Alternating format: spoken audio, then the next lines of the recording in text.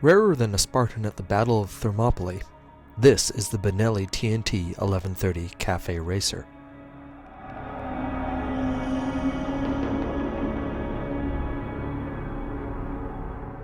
And to say it has a look about it is an understatement. It's full of muscular curves, aggressive angles, and armored in lashings of carbon fiber. The fairing's even reminiscent of a gladiator's helmet. Or an alien praying mantis.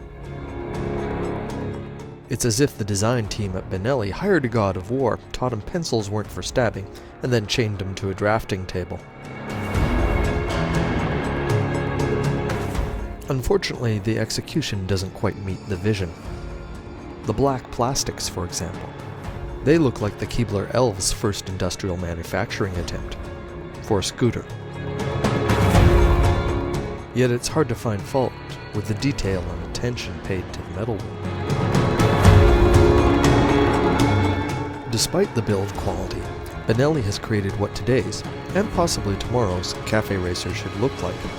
Next to this, the Ducati Monster S4R is an elderly senator who just soiled his toga with fright, and the BMW K1200R, an overplump ex-warrior retired to nobility. So the build quality's wafty, it's astonishing to look at, but the real question is, what's it like to ride?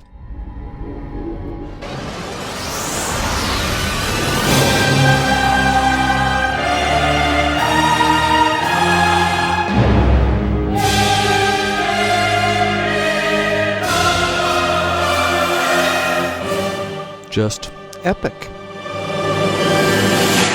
Right off, there's the engine. From 3,000 RPM to redline, any roll-on delivers stump-pulling torque.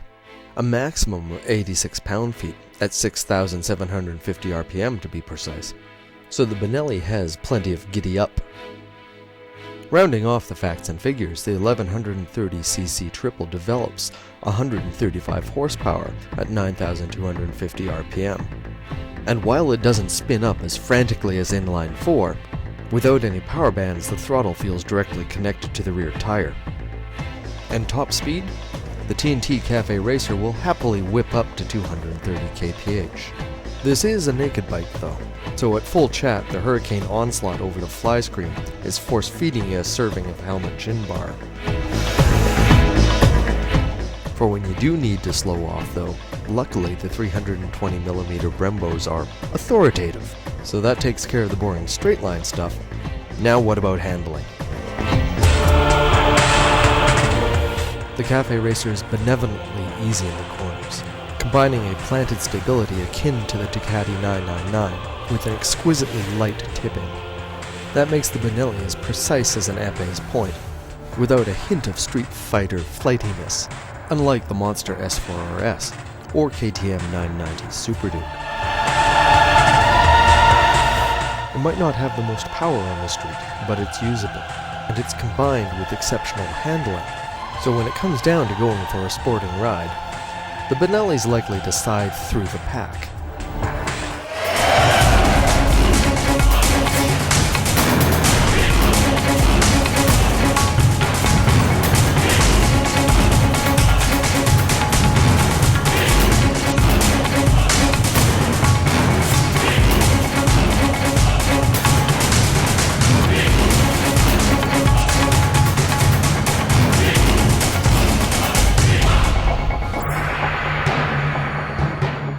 There are some quirks though. The cable-actuated wet clutch requires Herculean effort. As fluid as the handling is, the shifting isn't. And the electricals are, well, exotic. Benelli suggested we flick off the kill switch overnight lest all the electricity dribble out. In an era of faultless bikes, the Benelli truly feels exotic. You feel like celebrating every time it starts. So did all that deter me from our tester? Hells no. Every time I went to walk by the bike, I came back from a ride 2 hours later. I mean, how could you resist riding a bike that generates envy everywhere it goes? The TNT 1130 Café Racer is an enticing combination. I mean, look at it. The sculpted muscular aggression makes Gerard Butler look like a cream puff. There's the engine ready to trebuchet your license into non-existence. And handling that makes you a cornering genius. Sure, it has its foibles, and you could come to the Benelli TNT 1130 Café Racer expecting a delicate exotic. But what you get is a Roman warrior lusting for challenging roads.